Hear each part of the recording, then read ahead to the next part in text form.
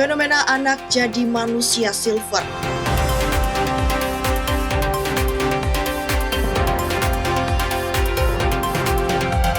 Harga ayam potong naik tembus Rp60.000 per ekor.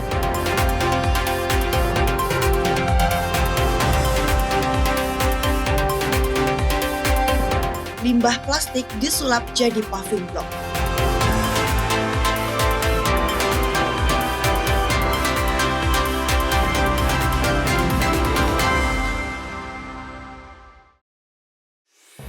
Halo, selamat pagi saudara. Senang kembali berjumpa dengan Anda di Kompas Kalsel hari ini, Sabtu 20 September 2025.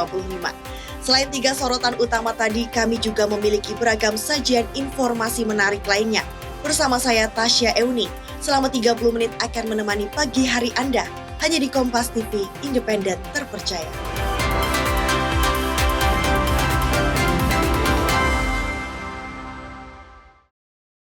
Mengawali berita Kompas Kalsel, saudara, Satuan Tugas Pengamanan Perbatasan RI Malaysia gagalkan penyeludupan 63,6 kg narkotika jenis sabu di perbatasan Entikong. Satgas Pamtas juga tangkap tersangka berinisial IS, warga Kabupaten Kuburaya. Satgas Pamtas RI Malaysia Yonar Hanut 1 Purwabajra Cakti Kostrat berhasil mencegah masuknya puluhan kilogram narkotika jenis sabu di wilayah perbatasan Entikong 6 September 2025. Senin sore barang bukti beserta 1 tersangka berinisial IS warga Dusun Sungai Jawa, Desa Korek, diserahkan ke BNNP Kalimantan Barat oleh Pangdam 12 Tanjung Pura. Pelaku ditangkap personel Poskotis Gapna Entikong yang rutin lakukan pemeriksaan setiap kendaraan. Petugas menemukan 4 tas di dalam mobil pelaku yang diduga berisi narkoba. Ya, kalau kita punya perumahan pada saat besok ini. Setelah menerima barang bukti dan pelaku, BNNP Kalbar akan menindaklanjuti sesuai aturan hukum yang berlaku. Jadi kami akan kirim sebagai gratis penduduk oleh kami dan sebagian kami kirim di sini. Karena di juga dilajari karena seluruh impor yang masuk di Turki harus lapor kami. Pangdam 12 Tanjung Pura meminta seluruh pihak, termasuk Danlan Tamal dan Danlanut, meningkatkan kewaspadaan guna antisipasi peredaran sabu melalui bandara dan jalur perairan. Doris Pardede, Kompas TV Kuburaya, Kalimantan Barat.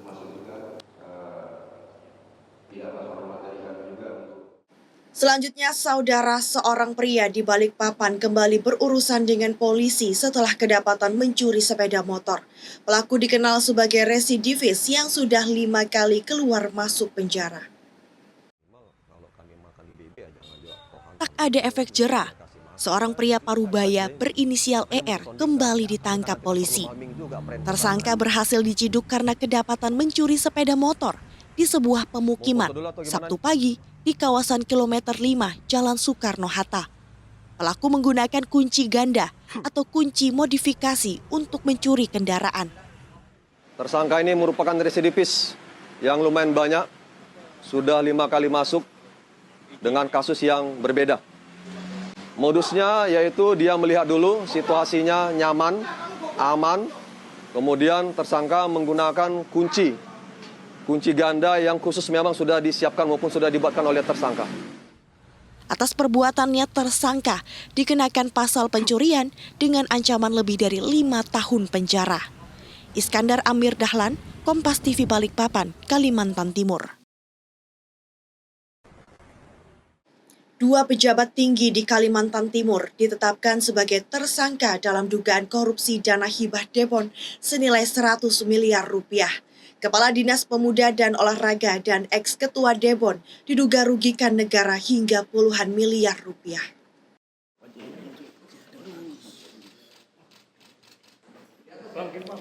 Usai memeriksa intensif, tim penyidik Kejaksaan Tinggi Kejati Kaltim menetapkan Kadispora Kaltim dan ex-ketua Desain Besar Olahraga Nasional Debon Kaltim sebagai tersangka. Keduanya terjerat dugaan korupsi pengelolaan dana hibah Debon tahun 2023. Kejati tetapkan Agus Hari Kusuma, Kadispora Kaltim yang masih aktif, serta Zairi Zen, ex-ketua Debon, sebagai tersangka. Penetapan dilakukan setelah memeriksa sekitar 30 saksi dari pihak legislatif, eksekutif, dan berbagai organisasi yang terkait dengan kasus ini. Tersangka diduga merugikan negara hingga puluhan miliar. Keduanya ditahan di Rutan Kelas 1A Sempaja. Ada yang mau disampaikan, Pak? Ada yang mau disampaikan, Pak? Sampaikan Pak. Saya ditahan melakukan penahanan, disampaikan turut serta. Turut serta Pak ya? Turut serta. Siap Pak. Dugaan perkara zaman ini terkait dengan pemberian dana hibah dan pengelolaan dana hibah atau pengelolaan dana hibah Debon tahun 2023 senilai bersumber dari APBD senilai 100 miliar rupiah. Bahwa dalam hal ini dalam proses pemberiannya dan pengelolaan dana Debon tersebut tidak melalui mekanisme sebagai ketentuan peraturan undang-undangan, mulai dari mekanisme pemberian dana hibah dan juga dari pengelolaan dana hibah itu sendiri, baik dari segi kaidah keuangan negara, kaidah pengelolaan keuangan daerah maupun tata kelola pengelolaan dana hibah itu sendiri. Keduanya dijerat Undang-Undang Korupsi dengan ancaman maksimal 20 tahun penjara. Rijal Mustafa, Jasmine Jafar, Kompas TV Samarinda, Kalimantan Timur. Saudara, kita soroti fenomena anak-anak jadi manusia silver, sebuah pemandangan tak nyaman di perempatan Jalan Es Parman, Banjarmasin. Jalan Es Parman, Banjarmasin kerap jadi tempat anak-anak manusia silver beraksi.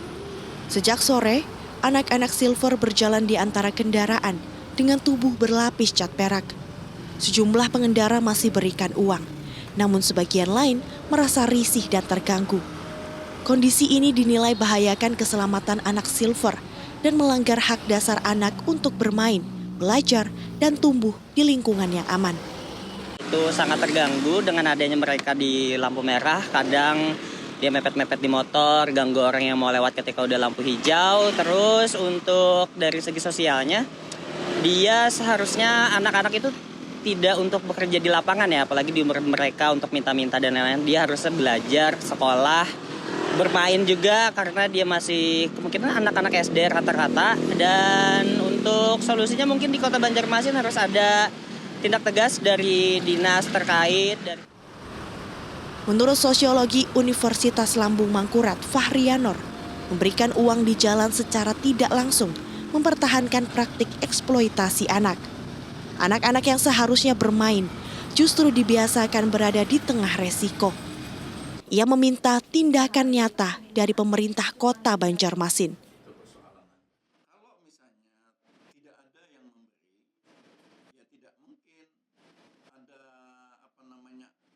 Ada kesempatan bagi mereka. Mereka tentunya akan mencari solusi-solusi yang lain. Ini kan termasuk kreativitas orang untuk hidup. Dan sangat menyedihkan sekali saya lihat anak-anak itu di perempatan Belitung itu, Es Parman itu ada beberapa orang tuh anak-anak yang menjadi manusia. Membiarkan anak mengemis di ruang publik dapat memupuk pola pikir ketergantungan sejak dini. Maka dari itu, perlu keterlibatan serius dari orang tua, pemerintah, dan masyarakat agar kondisi ini tak terus berlanjut. Terlebih jika mempertimbangkan masa depan sang anak. Arpawi, Saidah Aisyah, Kompas TV Banjarmasin, Kalimantan Selatan.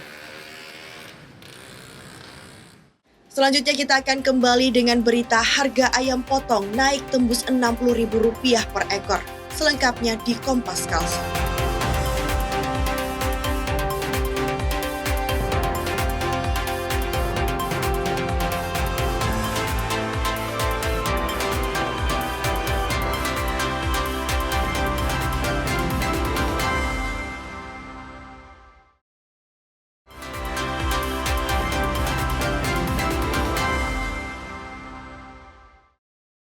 Saudara, Anda masih di Kompas Kalsel.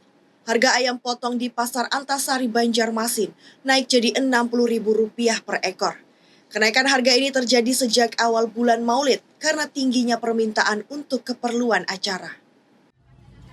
Pen dari mana, Pak? Pen dari mana? Permintaan ayam potong untuk kebutuhan acara Maulid meningkat, sebabkan harga ayam di Pasar Sentra Antasari Banjarmasin naik.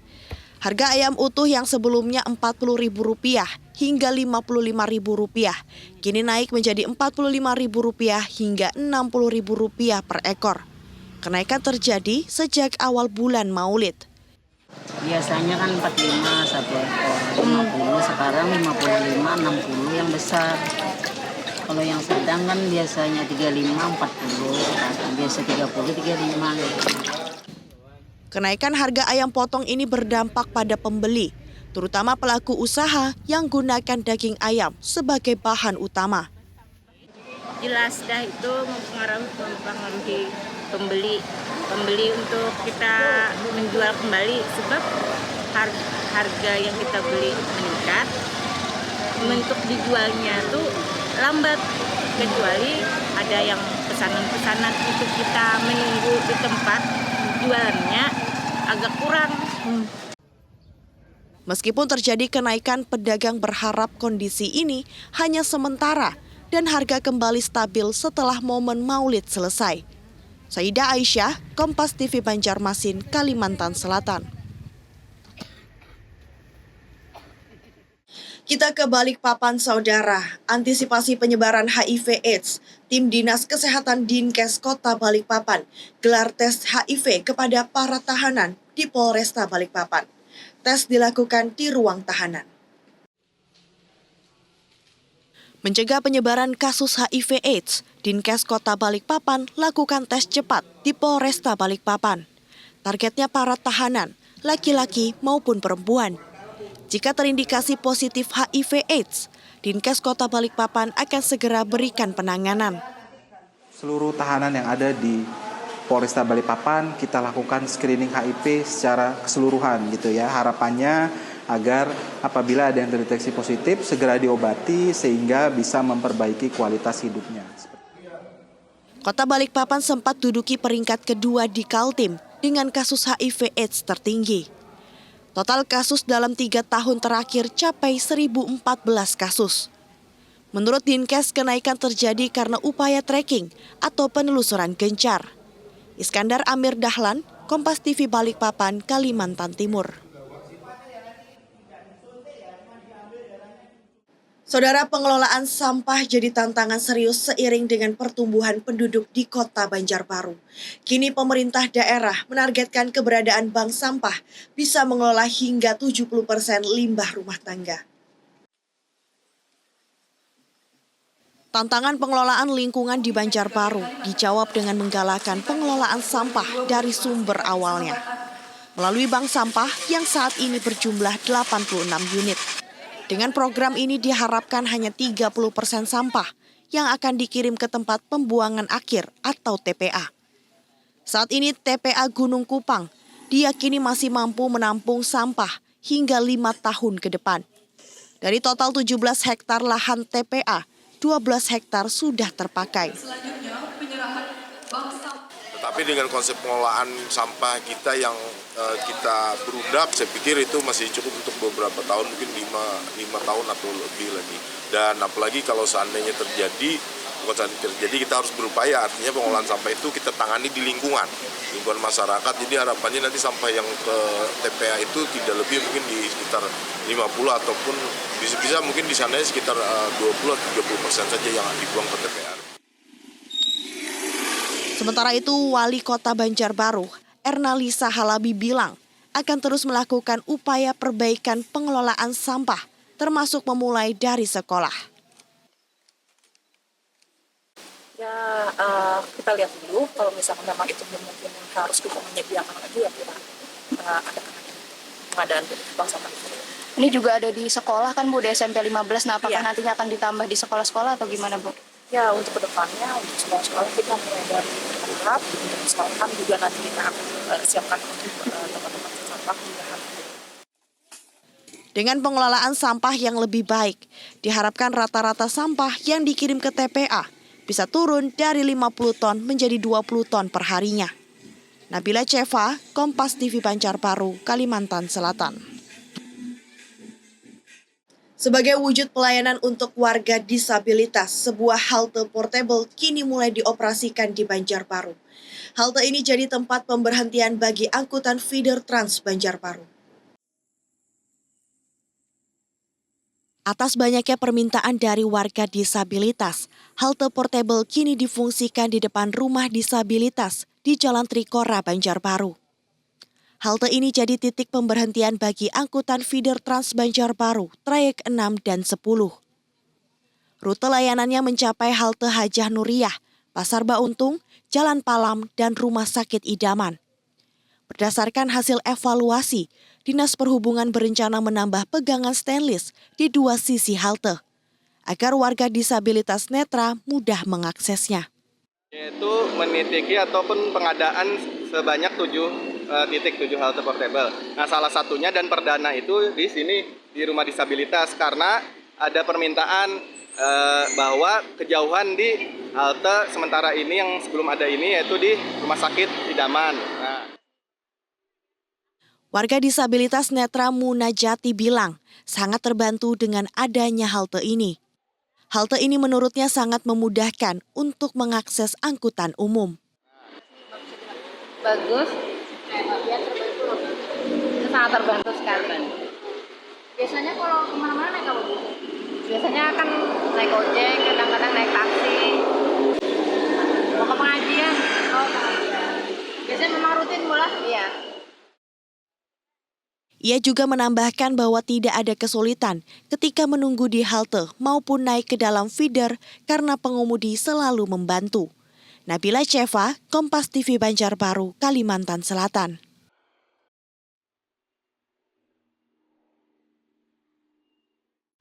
Saudara, kami akan kembali dengan informasi menarik, di antaranya limbah plastik disulap jadi paving block. Selengkapnya di Kompas Kalsel.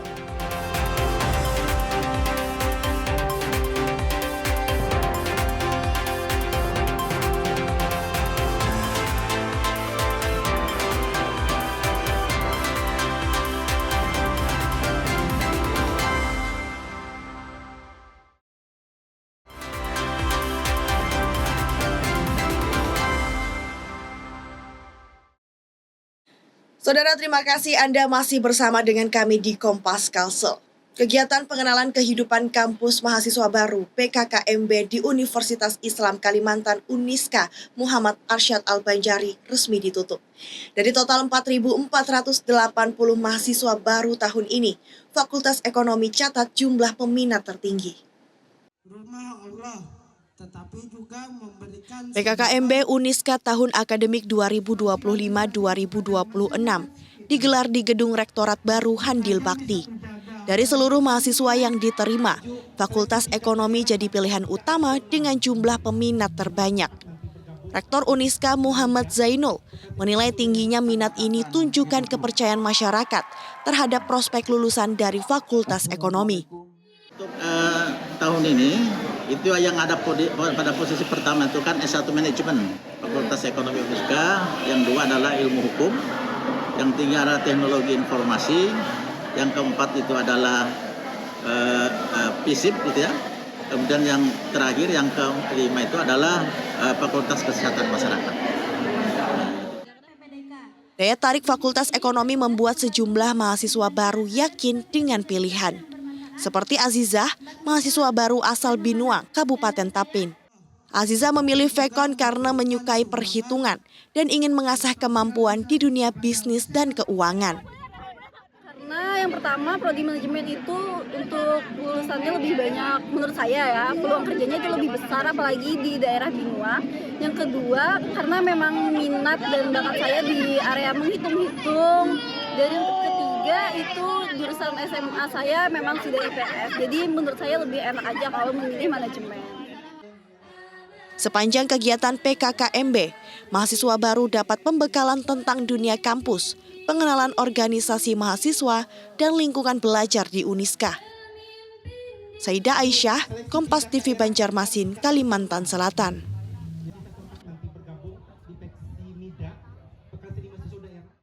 Selanjutnya, Saudara, pemerintah Kota Banjarmasin merayakan hari jadi ke-499 dengan berbagai kegiatan bermanfaat, seperti bakti sosial di SKB Kota Banjarmasin dan Job Fair 2025.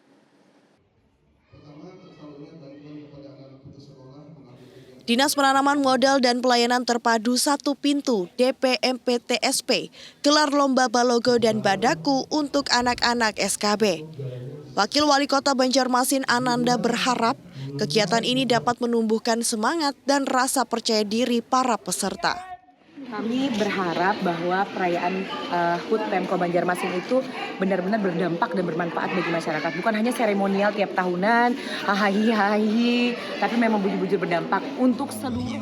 Secara terpisah, Job Fair 2025 ditutup setelah 3 hari mempertemukan pencari kerja dengan 28 perusahaan. Dari 768 pengunjung, 407 orang melamar kerja.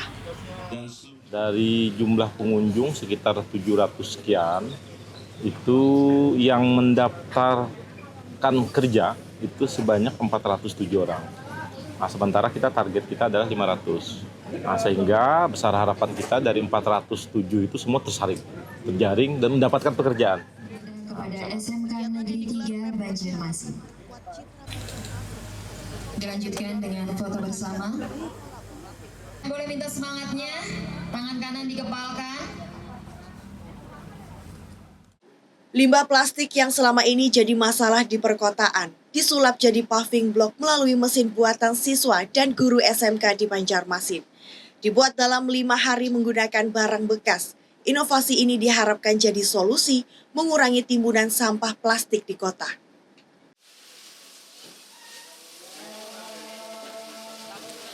Di sebuah bengkel di SMK Negeri 5 Banjarmasin, guru dan siswa berkolaborasi merakit mesin yang mampu mengolah sampah plastik jadi paving block. Meskipun siswa yang terlibat saat ini tengah menjalani magang, proyek pembuatan mesin ini membuktikan kreativitas. Proses perakitan membutuhkan 5 hari 4 malam, menggunakan peralatan bekas yang ada di sekolah. Mesin dinamakan ekstruder plastik ini memanaskan limbah plastik pada suhu 180 derajat Celcius hingga 200 derajat Celcius. Setelah meleleh, plastik diubah jadi pasta yang kemudian dicetak dan dipres manual jadi paving block. Berbagai jenis plastik mulai dari botol bekas, styrofoam, hingga sampah makanan berbungkus plastik bisa diolah dengan mesin ini. Saat ini, paving block hasil olahan tersebut dimanfaatkan menata lingkungan sekolah. Cara kerjanya mesin extruder ini kita pakai yang namanya elemen pemanas. Satu elemen pemanas itu dayanya 1500 watt. Jadi kita memakai 5 elemen pemanas, totalnya 7500 watt. Jadi kita nggak konvensional lagi yang pakai tungku arang, yang pakai kompor gas, nggak gitu, tinggal colok listrik aja. Soalnya kita bikin mesin ini udah skala TPA.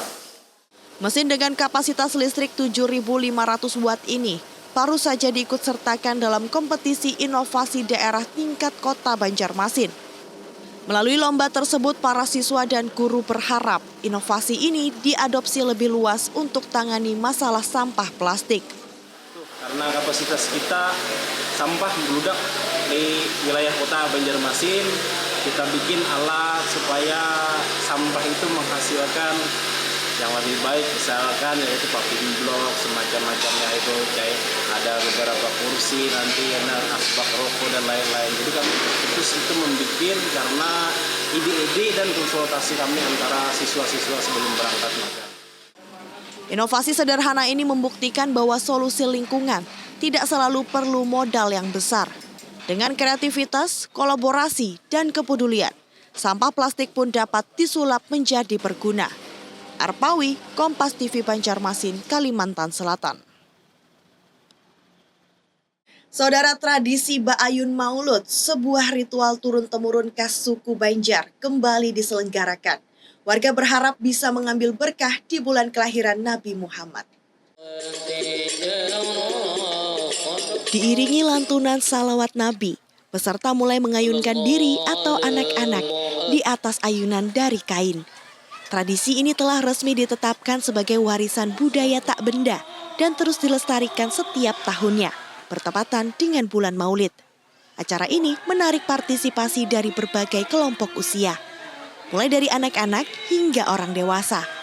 Di Museum Lambung Mangkurat, peserta termuda adalah Alena yang baru berusia 1 bulan 23 hari. Pengen menyamarakan aja. Oh, memang budayanya kan? Iya, budaya asal kan. Oh, ini anak pian yang nomor berapa, Bu? Nomor 2. Kakaknya dulu ikut juga 2013. Oh, jadi memang apa, Bu, yang diharapkan dengan ikut Mbak Ayun Maulid? Semoga menjadi anak yang soleha kan. Sementara peserta tertua berusia 63 tahun, Hamaliah. Ia ingin merasakan langsung prosesi Ba'ayun, serta berharap dapat berkah di bulan kelahiran Nabi. Ya senang aja, karena melihat kebanyakan orang yang berminat kan. Nah makanya kita juga sebagai orang tua mau ikut-ikutan juga. Mengambil berkah gitu. Berkahnya di tahun 2025 ini. Kegiatan tahunan ini merupakan bentuk pelestarian budaya khas Kalimantan Selatan yang difasilitasi Museum Lambung Mangkurat secara gratis. Budaya ini diharapkan semakin dikenal luas dan dipromosikan ke luar daerah.